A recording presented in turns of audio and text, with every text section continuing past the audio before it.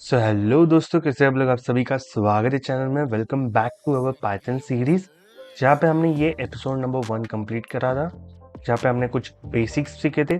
फिर हमने if else statement को सीखा और सिंपल कैलकुलेटर भी बनाया था एज अ मिनी प्रोजेक्ट। अब हम जाने वाले हमारे एपिसोड नंबर 2 के। यहाँ पे आप भी हमारे पाइथन फोल्डर के अंदर एक एपिसोड 2 या फिर लेक्चर 2 करके एक फोल्डर बना सकते हो, जिसकी मदद से आपको एक अच्छे तरीके से स्ट्रक्चर फॉर्मेट में सारी चीज़ें देखने को मिल जाएंगी। अब जैसे हमने एपिसोड 1 पे लेवल 1 के बारे में बात की थी, तो अब हम लेवल 2 पे जाने वाले हैं और सीखने वाले हैं लूप्स इन पाइथन।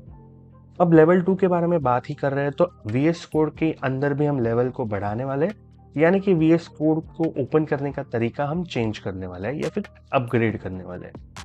यहाँ पे अभी आपको वीएस कोड को ओपन करना होगा, तो आप हमारे एपिसोड नंबर 2 या फिर लेक्चर नंबर 2 के फोल्डर पे आ जाइए। यहाँ पे हमको सिंपली राइट क्लिक करना है, फिर शो मोर ऑप्शंस के बटन पे क्लिक करना है। फिर यहाँ पे आपको एक ऑप्शन देखने को मिल जाएगा, open with code.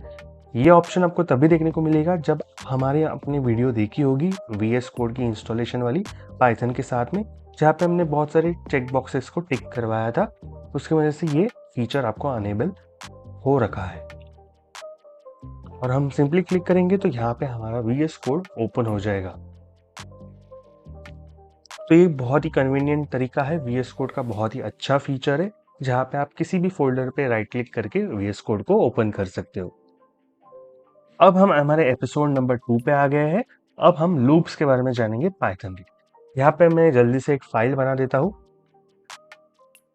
loop.py Python के अंदर, और यहाँ पे आप देख सकते हैं हम यहाँ पे हमारा कोड लिखेंगे। तो पाइथन के अंदर जो लूप्स के बारे में हम बात करने वाले हैं, लूप्स के बारे में इन जनरल टर्म्स तो आपको पता ही है कि जब भी आप गाना लगाते हो, फॉर एग्जांपल, तो अगर आपका कोई फेवरेट गाना होगा तो आप लूप में चलाते हो उसे। तो वैसे ही कुछ काम करते हैं लूप्स पाइथन के अंदर।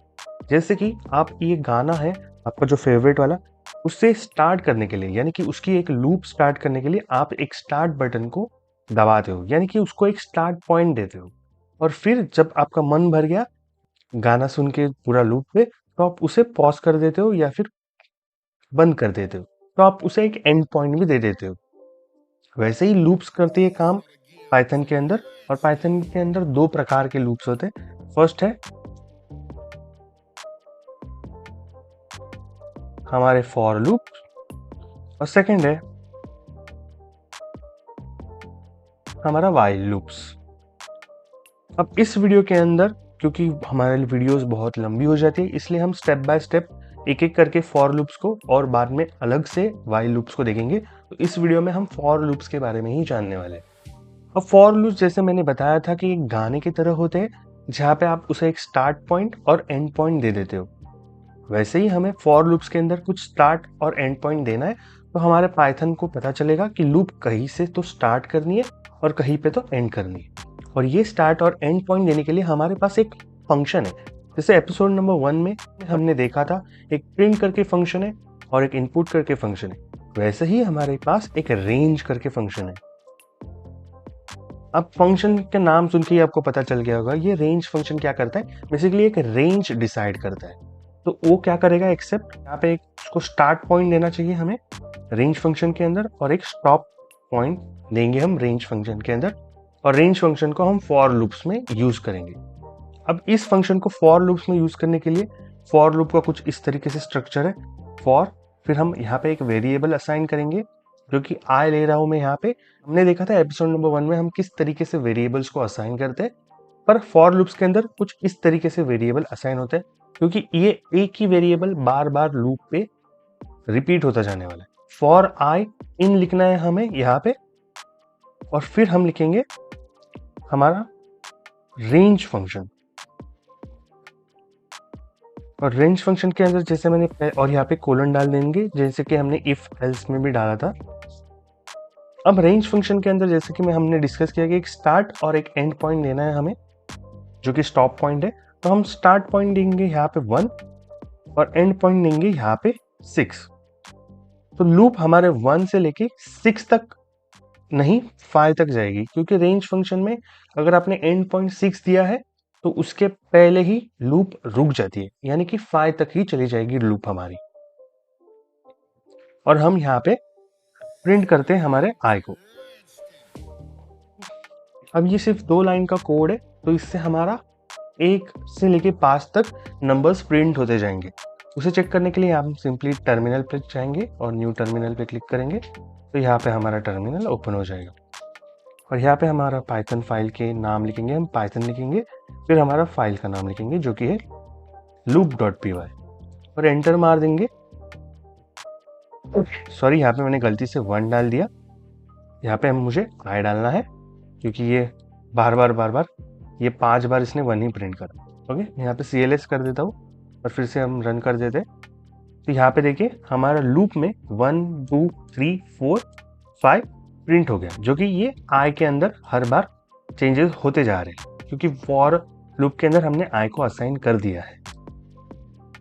जैसे मैं इस फॉर लूप को लिख रहा हूँ ना, इस फॉर लूप का स्ट्रक्चर अच्छे से जान लो, क्योंकि ये देखिए फॉर लूप के जैसे ही मैंने यहाँ पे कोलन डाला, फिर यहाँ पे आने के बाद मैं ऐसे नहीं लिख रहा हूँ प्रिंट को, क्योंकि वो पाइथन एरर देने देगा। यहाँ पे आने के बाद हमें टैब बटन को दबाना है, जो कि मैंने एपिसोड नंबर 1 में भी बताया था। ये जो स्पेस होती है वो इंडेंटेशन स्पेस होती है, जो आप टैब लगा के आसानी से प्राप्त कर सकते हो। और अगर आप ये नहीं लगाओगे तो पाइथन को लगेगा कि ये लूप के बाहर है चीजें, ये जो फॉर लूप है ना उसके बाहर चल रही है चीजें, और पाइथन यहाँ पे एरर दे देगा क्योंकि फॉर लूप के अंदर कुछ है ही नहीं। कुछ होता तो यहाँ पे ये डेफिनेटली प्रिंट चीजें बाहर चलती फॉर लूप के, तो इसलिए इसके लूप के अंदर डालने के लिए हमें एक इंडेंटेशन देना पड़ता है। ये जावा में सेम कंसेप्ट ब्रैकेट्स के साथ चल जाता है, तो इधर वहां पे इतना कंफ्यूजन नहीं होता है, पर यहाँ पे पाइथन के अंदर इंडेंटेशन का बहुत ध्यान रखना जरूरी होता है और बहुत ही कन्वीनियंट वे होता है। बस आपको टैब दबाना है और सारी चीजें आपके लूप्स के अंदर चली जाएंगी।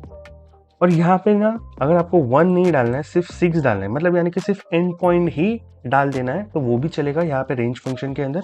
अगर आप इसे प्रिंट करोगे, लूप को रन करोगे, तो यहाँ पे देखिए हमारी लूप 0 से स्टार्ट होगी और 5 तक एंड हो जाएगी। तो अगर आप कुछ नहीं डालोगे यहाँ पे स्टार्ट पॉइंट के यहाँ पे, तो बाय डिफॉल्ट यहाँ पे आपका 0 कंसिडर हो जाएगा। और एंड पॉइंट तो डालना जरूरी है क्योंकि इसके अंदर एक चीज डालनी जरूरी है। अब और एक चीज है रेंज फंक्शन के अंदर, वो है स्टेप। अब यहाँ पे देखिए हम हमारा लूप जो है वो 0 से स्टार्ट हुआ, फिर एक स्टेप आगे बढ़ा, फिर 1 पे गया, फिर एक स्टेप आगे बढ़ा, फिर 2 पे गया, फिर एक स्टेप आगे बढ़ा, फिर 3 पे गया, फिर एक स्टेप आगे बढ़ा, फिर 4 पे गया, ऐसे 5 तक चला गया। अगर हमें एक स्टेप पे नहीं चाहिए चीजें, अगर हमें 2 स्टेप पे लूप चलाना है, यानी कि 0 से बाद 1 और 2 स्टेप जाना चाहिए इस लूप को, फिर 2 प्रिंट होना चाहिए, फिर 2 के बाद 3 4 प्रिंट होना चाहिए, और 4 के बाद ये 5 नहीं प्रिंट होगा क्योंकि यहाँ पे 6 है नहीं। ओके, तो मतलब यानी कि 0 के बाद 2 स्टेप 2, फिर 2 के बाद 2 स्टेप 4, ऐसे प्रिंट होना चाहिए। तो यहाँ पे हम एक स्टेप फंक्शन का भी मेंशन कर सकते हैं। यहाँ पे बेसिकली हमें 0 लिखना है, फिर कॉमा लिखना है, फिर हमारा स्टेप जो कि हमें 2 के बाद चाहिए सारी चीज़ें लूप में, तो हम यहाँ पे 2 लिख देंगे। अगर आपको 3 के बाद चाहिए तो यहाँ पे आप 3 लिख सकते हो। और हम फिर से हमारे लूप को, हमारे पाइथन प्रोग्राम को रन करेंगे, तो यहाँ पे आप देख सकते हैं यहाँ पे 0 से स्टार्ट हुई लूप, फिर 2 पे चलेगी क्योंकि यहाँ पे हमने 2 स्टेप डाले हैं, फिर 2 के बाद 2 स्टेप आगे 4 पे चलेगी लूप। ओके, और 4 के बाद 6 आता है, पर 6 तक जाएगी नहीं लूप क्योंकि मैंने बोला था कि यहाँ पे 6 हमने एंड कर दिया है, तो 5 तक ही लूप चली जाएगी। तो इस तरीके से हम रेंज फंक्शन को भी यूज कर सकते हैं। ओके, और फॉर लूप्स के अंदर आप बहुत जगह पे रेंज फंक्शन को यूज करते हुए देखोगे, और फॉर लूप्स के अंदर बहुत मेजॉरिटी टाइम ये यूज होता हुआ दिखेगा मेजर प्रोजेक्ट्स के अंदर भी। उसी तरह हम आगे बढ़ते हैं फॉर लूप के अंदर ही, और हम जानते हैं कि फॉर लूप को हम कैसे यूज कर सकते हैं एक डेटा टाइप जो कि स्ट्रिंग है उसको इटरेट करने में। यानी कि हमने पिछले एपिसोड में देखा था एक स्ट्रिंग करके एक डेटा टाइप होता है, जहां पे हमने एक वैल्यू यहाँ पे हमें असाइन कर देता हूँ स्ट्रिंग। जैसे कि हमने यहाँ पे देखा कि जैसे कि मैंने यहाँ पे हेलो करके एक स्ट्रिंग को असाइन किया एस के अंदर, अब मुझे ना इस स्ट्रिंग के अंदर इटरेट करना है। फॉर एग्जाम्पल मुझे एच चाहिए, फिर ई चाहिए, फिर एल चाहिए, फिर ओ चाहिए, मुझे डायरेक्टली पूरे के पूरे वर्ड्स नहीं चाहिए, मुझे एक एक करके लेटर्स चाहिए। तो उसके लिए भी हम फॉर लूप को यूज कर सकते हैं। यहाँ पे देखिए मैंने फॉर लिखा, मैं एक्स ले रहा हूँ, यहाँ पे हमने पिछले टाइम आई लिया था, अब हम एक्स ले रहे हैं। ओके, और एक्स लिया था, एक्स ले लेता हूँ, फिर इन डाल देता हूँ क्योंकि वो स्ट्रक्चर है फॉर लूप का। फिर इन किस में चाहिए, हमें एस में चाहिए। यहाँ पे मैं रेंज फंक्शन का यूज नहीं कर रहा हूँ क्योंकि मैं डायरेक्टली स्ट्रिंग को एक्सेस कर रहा हूँ, और पाइथन बहुत ही ईजी बना के देता है फॉर लूप को यूज करने के लिए। तो हम डायरेक्टली यहाँ पे एस डाल सकते हैं जो कि स्ट्रिंग को रेफर कर रहा है, और हमें कोलन डालना है, और यहाँ पे हम प्रिंट करेंगे हमारे एक्स को। और यहाँ पे हम फिर से हमारे पाइथन प्रोग्राम को रन करेंगे। यहाँ पे देख सकते हो हमारी 0 से लेके 6 तक ये लूप रन हो गई, जो कि हमने ये 2 लाइन ऑफ कोड्स लिखे थे।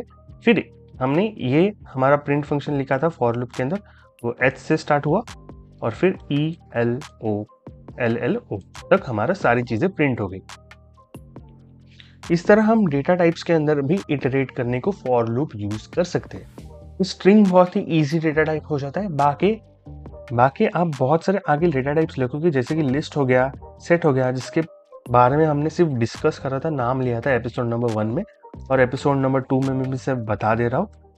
ओके, डिक्शनरी हो गई और हमारे टपल्स हो गए। इसे एक्सेस करने के लिए भी हम फॉर लूप का यूज कर सकते हैं, जो कि हम आने वाले एपिसोड में देखने वाले हैं। अब जैसे कि हमने फॉर लूप को देखा, इन रेंज फंक्शन में कैसे यूज कर सकते हैं उसे, और हम कैसे इसे डेटा टाइप के अंदर भी, जैसे कि स्ट्रिंग में हमने इटरेट करने के लिए यूज करा। अब हम देखेंगे हमारे नेस्टेड फॉर लूप्स। ये बहुत ही अमेजिंग चीजें है, आराम से देखेंगे। अब यहाँ पे देखिए हमने 2 चीजें लिखी। यहाँ पे एक तो फॉर को हमने रेंज फंक्शन से चलाया, और फिर हमने एक स्ट्रिंग के अंदर चलाया। अगर मुझे कुछ ऐसे तरीके से चाहिए स्ट्रिंग, हमारा आउटपुट कुछ इस तरीके से चाहिए कि हमारे पास एक स्ट्रिंग है जो कि h है, फिर उसके आगे हमें चाहिए 1, जो कि हमारे ये वाले लूप से आएगा। हमें i के साथ हमारा 1 आ सकता है अगर हम लूप को 1 से स्टार्ट करें, तो ऐसे 1 से 7 या फिर हम 6 तक लेके जाते।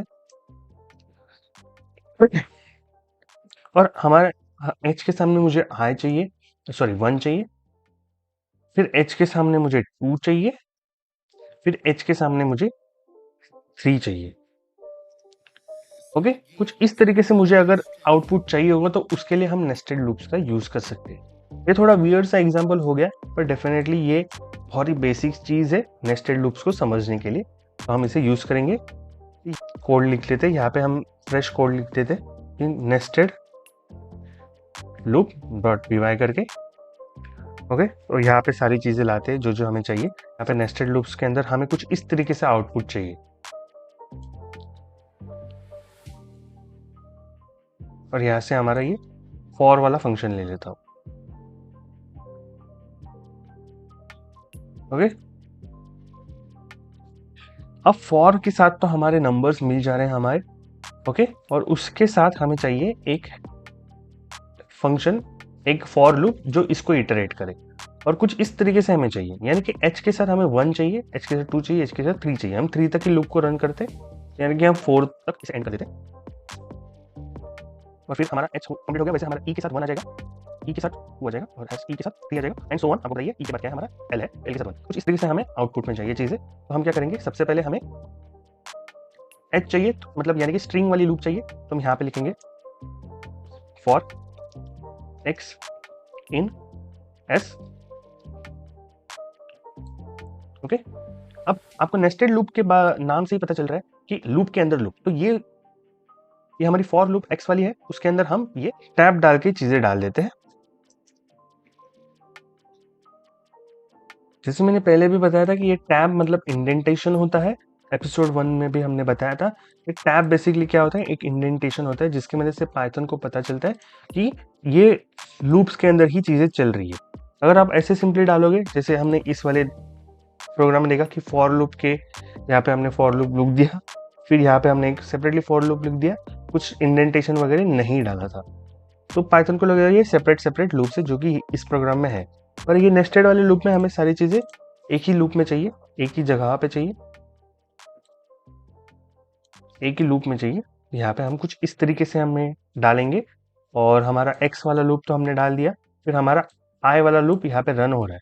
और अब हमें क्या चाहिए, आउटपुट में h चाहिए, फिर 1 चाहिए, 2 चाहिए, 3 चाहिए h के साथ। तो h तो हमारा यहाँ से लूप के अंदर चला गया और इस लूप के अंदर आ गया। अब इस लूप के अंदर हमें 1 2 3 चाहिए, तो हम क्या करते हैं, h के लिए हम सिंपली लिख देते हैं x और यहाँ पे हम कॉमा डाल देते हैं क्योंकि हम दो चीजें डाल रहे हैं यहाँ पे, तो कॉमा से हम यहाँ पे प्रिंट फंक्शन के अंदर मेंशन कर सकते हैं। और हम यहाँ पे क्लियर स्क्रीन करते हैं और देखते हैं आउटपुट में क्या आता है। यहाँ पे हम लिखेंगे पाइथन हमारा nested loop dot P Y और एंटर मार देते। तो जैसे हमने बताया था वैसे आउटपुट आ रहा है कि h के साथ 1 आया, h के साथ फिर 2 आया, h के साथ 3 आया, e के साथ 1 आया, e के साथ 2 आया, फिर e के साथ हमारा 3 आया। आप देख सकते हो, अगर ट्राई करके आपके आउटपुट में वो आ जाएगा चीजें। ओके, अब ये कैसे हुआ थोड़ा सा अगर आपको नहीं समझा होगा तो समझ लेते हैं।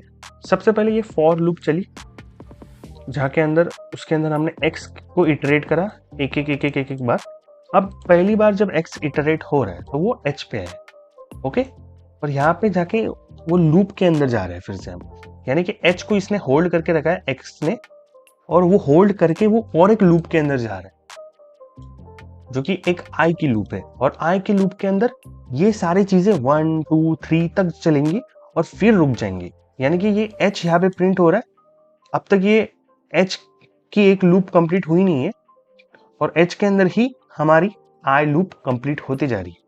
तो इसलिए यहाँ पे h को होल्ड करके हमारी लूप जो अंदर है वो कंप्लीट हो जा रही है, और वो जैसे ही कंप्लीट होती है फिर हम इस लूप के बाहर आ जाते हैं, फिर हम इसके अंदर आगे बढ़ते हैं जो कि यहाँ पे e की तरफ जाते हैं। फिर e को हमारा x होल्ड करके रखता है क्योंकि वो आउटर लूप है, बाहर की लूप है, और उसके अंदर हमारी ये जो लूप है वो फिर से चलती है। तो e के साथ 1 2 3 फिर से प्रिंट होते हैं, और फिर जैसे होती है हमारी अंदर की लूप कंप्लीट, फिर हम आउटर लूप की तरफ जाते हैं। तो बेसिकली इसे हम outer loop as a represent कर सकते हैं, आउटर लूप, और यहाँ पे हमारी इनर लूप।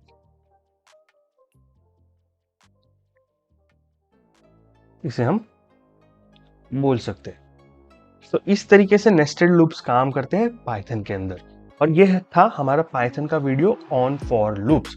होप सो आपको पसंद आया होगा, और पसंद आया होगा तो डेफिनेटली वाइल लूप्स की तरफ भी आप जा सकते हो, उसे भी आप चेकआउट कर सकते हो। वीडियो जल्द ही आ जाएगी। बस फिलहाल के लिए इतना ही। Thanks for watching the video. Hope so you like it. If you like it do subscribe करो, और बाकी मिलते किसी अगले वीडियो में। तब तक के लिए स्टे ट्यून। वंदे मातरम।